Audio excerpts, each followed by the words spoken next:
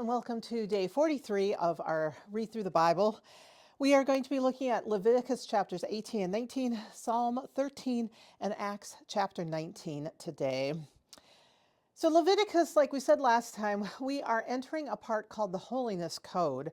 It goes from roughly chapter 17 to 26. Tons of lists of rules.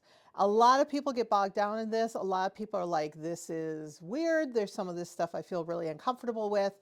So I want to talk a little bit more about, the whole framework of where this fits in with what's going on.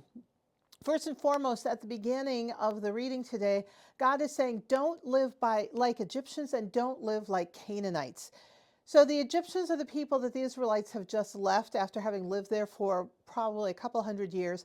They learned a lot about Egyptian culture, Egyptian religious practices, and God is really trying to get the people to stop living like the Egyptians. The Egyptians had a very strong religious framework where Pharaoh was considered a god and was the connector between the whole pantheon of gods and the people of Egypt. And so there was a whole bunch of things that the pharaohs did and that the whole nation empire of Egypt did based on this understanding of Pharaoh's role in the universe as a demigod, as part of the gods, as a connector between the gods and the people. The Canaanites had some very different religious practices. They often involved a bunch of sexual practices, both Egyptians and Canaanites had a lot of gods that they worshipped. There was a different god for all the different parts of life. So from top to bottom, there was a type of life and worldview and some particular practices that God really wasn't interested in and was trying to get the Israelites to stop doing. So first and foremost, this list of rules was God saying, this is how I want you to live in connection to me, God, and connection to your neighbors and the people of your household. And most importantly, I want you to do things a certain way because it's not the way other people do it. And by living this way, you will be a witness to other people that I am the real God and I am the one with the real power. Now this detailed list as we're going through it, if you go into a lawyer's office, you see a whole bunch of law books. And if you go through them, it's a whole bunch of lists of laws. It's often there's a lot more words involved. Somehow we can't seem to make everything as concise as God makes it in this book, in this list in Leviticus. But what we read here is very common for this time period. The oldest set of laws that we found go back to Hammurabi, and they were carved on a giant pillar. Now, not a lot of people could read, but they could walk by and they could say, that's the list of rules. And people who could read would read the rules, and people got to know the rules and understood what the king expected of them. The format in Leviticus is very similar to the format that we see on Hammurabi's rules list. And so it's very much a part of the culture of this time period, the way this list in Leviticus is set up. Overall, this section of Leviticus is called the Holiness Code. And the real thing that we're asking here is, how do we live daily connected to God and in peace with our neighbors? Now, I'm not going to get into the details of individual items, but one of the temptations as we go through here is to pick and choose. I like these rules. I don't like those rules. Take a pen or pencil and cross out the ones you don't like and a highlighter to say, yeah, I like these. And probably each one of us would come up with a different list of the rules we like and the rules we don't like. But the point here is that it is an entire lifestyle, it's an entire worldview of living with God and living with our neighbors. And Jesus is asked, which is the most important commandment? And when he's asked that in the Gospels, what they're referring to is this list back in Leviticus, and also some of the lists that are in Deuteronomy and some of the other places in the first 5 books of the Bible. And what Jesus answers is, guys, it's not about which one is most important. The point is to love God with all your heart, mind, soul, and strength, and to love your neighbor as you love yourself. Jesus says this sums up everything. So as we read through all of these lists in Leviticus, keep this in mind. Jesus gave us a framework, a lens to look through when we're reading this. And we need to read this thinking, How am I loving God through this rule? How am I loving my neighbor as I love myself with this rule? Some of the details are not applicable to our lives today, but still today, the lens Jesus gives us is, how do I love God with this behavior? How do I love my neighbor as myself with this behavior? Looking at Psalm 13, the writer of this psalm begins and is clearly feeling separated from God.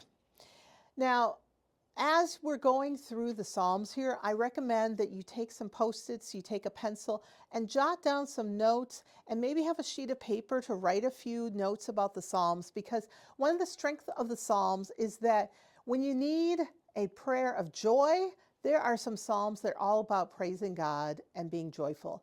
When you need a prayer of grief, a prayer of despair, a prayer of, in this case, loneliness and separation from God, make a list of the different types of Psalms that you're reading here, so that when you have a tough moment, you can go back and say, today I'm not feeling connected to God. I know someone else who felt this way. I'm going to read Psalm 13. It's a very short psalm, and by the end, we realize that the psalmist has committed their life to God and feels that God has answered their prayers, even if there are times when they feel separated from God. So this is a good, quick little prayer to have in your pocket for those times when you're feeling separated from God. Going on to Acts 19, there's some interesting stories in this chapter. Now, some of these chapters really get long. The whole book of Acts is quite long. But we've got a bunch of witches and warlocks things going on here. And at one point, people start taking bits of cloth that Paul has touched and taking them and touching people who need healing, and those people are healed. Now, some of the witches and sorcerers see this and they're like, oh, we want to get in on this game. This kind of seems like the stuff that we're doing with our spells and incantations. And they're going around and they get to one person, and the evil spirits there and this person are like, hey, just a minute, wait a minute. I know God and I've heard of Paul, but who on earth are you? There are two things that I want us to think about with this odd little story. One is the evil spirits are testifying that God is real and the power of Jesus is real. How often do people look at our lives and say, oh, I see through that person that God is real, the power of Jesus is real? The evil spirits are like, yeah, God's a real thing. I know who God is. I know the power that God has. This is kind of a backwards way of thinking about testimony and witnessing to who God is. But that's what's going on here. The second piece of this is that the evil spirits know the people who are believers and know that the power of God is in the people who are believers. So the evil spirits know Paul because they know God's power is in Paul. And when they see these other people, they know God's power is not in these people. And the evil spirits are like, what are you guys playing at? You guys are playing with powers that you are not aware of and that are much bigger than you. So one of the questions for us is, do we give credit to God for the power that God brings into our lives and the blessings that we have from God? And is God seen in our lives? Can people see the power of God through our behavior? We have to remember that God is the one who has the power to transform lives. Anything that we are doing that bears fruit is because God's power is coming through us, through the Holy Spirit that is partners with us. Now, the final section of Acts, we have another one of this long series of stories following the same pattern. Paul comes to a town, is preaching for a while, things are going really well, and then someone gets mad and runs him out of town. In this case, at the end of Acts chapter 19, it is not Jewish leaders who are running him out of town, but some Greek religious business people and priests and temple people. And what's going on here is that Jesus' message undermines some of the other powers in the world. Jesus' message is undermining the Jewish religious leaders who have a very strict and rigid interpretation of what God is doing in the world.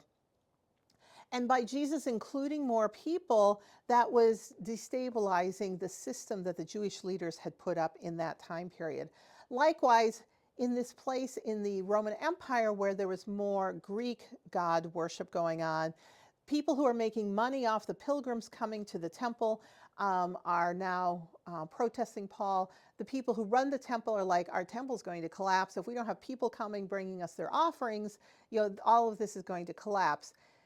The question for us today is, do we still see Jesus as being disruptive to the powers of the world today? And I think Jesus still is. A lot of us here in the United States are completely immersed in our system of democracy and capitalism. But these are not systems that are entirely in alignment with Jesus' teaching. There are parts of them that are, and I don't want to say, be a revolutionary and throw everything out. But what I'm saying is we need to look at how we are living within the systems in our lives today and our choices, and is the system in alignment with what Jesus is saying? And I think when we look around, we see that there are definitely business practices that are corrupt, where people are exploiting customers, they're scamming people, maybe they are exploiting their workers. There are some people who are getting vast amounts of money and other people who are barely getting by. The inequity of the system, it's not about everyone having enough, but it's about some people having scads of everything and a whole bunch of people having almost nothing. In addition to exploiting people, many of our business practices and government policies also exploit the planet. And God put us here to be in charge of the planet, not to exploit it, but to care for it, to be caretakers. Being stewards means to take care of something. Muhammad Yunus, a leader from Bangladesh, talks about the 3 P's being important in economics, and that there has to be balance among 3 P's. And the 3 P's that he talks about are people and planet and profit. That all of our business decisions, all of our family economic decisions need to take into consideration the impact of our decision on the planet, on other people, and on profit. God is not against people making money. God is not against people having comfortable lives. God is against business decisions that exploit others and create imbalances where some people don't have enough and some people have too much. So as we're thinking about what is going on with our worship of Jesus, Jesus can still be a destabilizing force for the world today, just as it was for some of the people that Paul was interacting with. How often do we try to be comfortable and take the easy way out and not think about the impact that Jesus' teaching has on some of our daily decisions? This is a lot to think about. I hope you have an interesting day as you reflect on this reading and think about some of the economic decisions you make through the day. And I look forward to seeing you next time.